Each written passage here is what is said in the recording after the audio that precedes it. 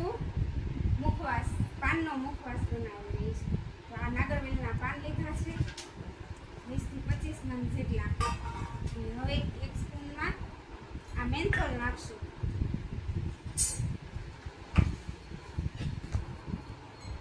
Menthol નાખી પછી આ 2 સ્પૂન જેટલી ખાંડ નાખી છે એટલે ગળી થાય. આ એની સામગ્રી બધી છે. તૂટી ફૂટી છે, સલી સોપારી છે, ખજૂર ટુકડા છે, ચેતામાસી છે, એની પણ 2 થી 4 સ્પૂન નાખવાની. આ વરિયાળી છે, આ ટોપરાનું છીણ છે અને આ છે ધાણા. હવે આપણે આ ચેતામાસી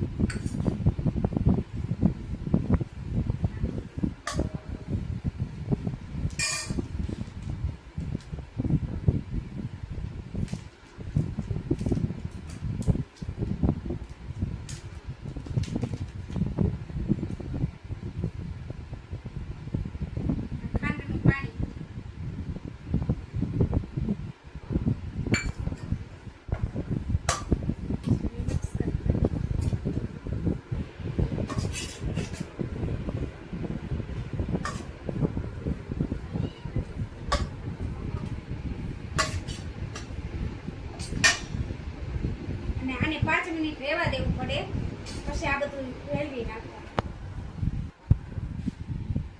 તો આપણે બનાવીશું નાગરવેલના પાનનો મુખવાસ. મેં પાન લીધા છે 20 થી 25 અને એમાં નાખ્યો છે આ મેન્થોલ નાખ્યું, પછી ખાંડની 2 સ્પૂન નાખી છે. તો એ મિક્સ કરીને 5 મિનિટ માટે રહેવા દીધું. હવે આમાં ભેળવશું ધાણા દાળ.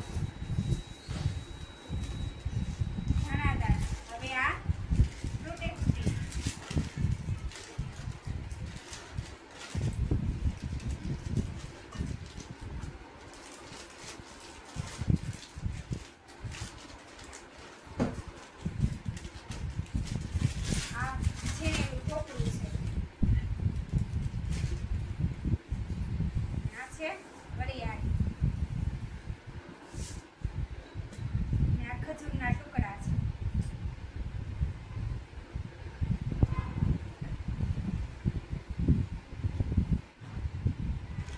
હવે આ મેળવશું લાસ્ટમાં ગુલકંદ.